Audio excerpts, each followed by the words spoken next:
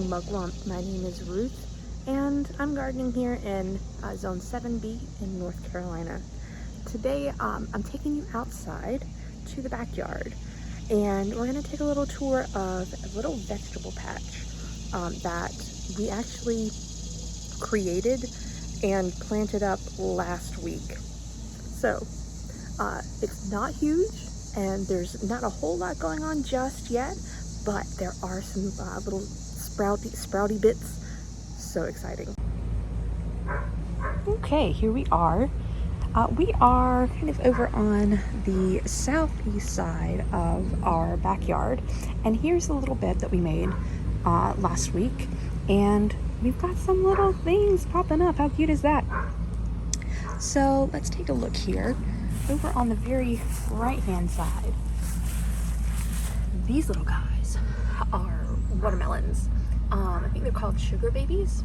So they have a pretty quick, I guess, days to maturity.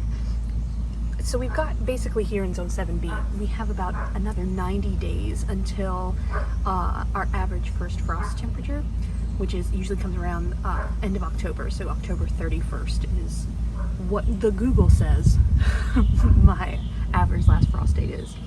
So we have about 90 days. These are supposed to mature, I think 65 days? I could be wrong. Again, seed packet is somewhere else, but you know, we're just gonna see what happens. So I seeded several. Here we've got 1, 2, 3, 4, 5, 6, 7. So we've got 7 that have come up. I will thin it to 1.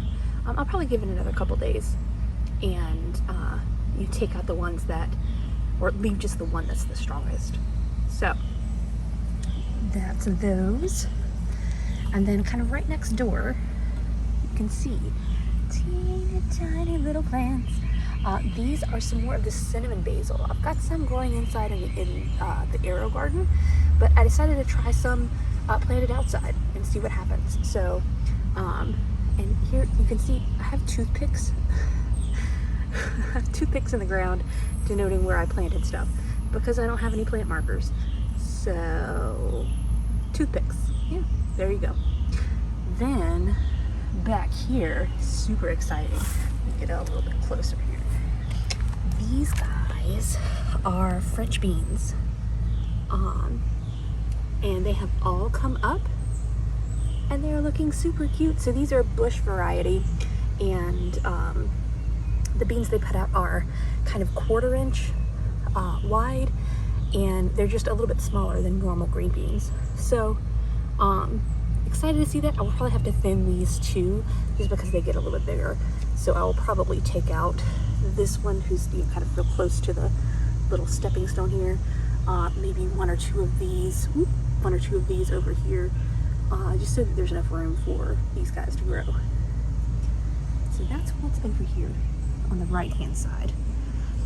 And if we swing around to the left, also exciting news over here. We've got, let's see, 1, 2, 3, 4, 5, 6 maybe? 6 snow peas that are coming up out of ground right now, and they're looking super cute. Look at this guy. Look at him.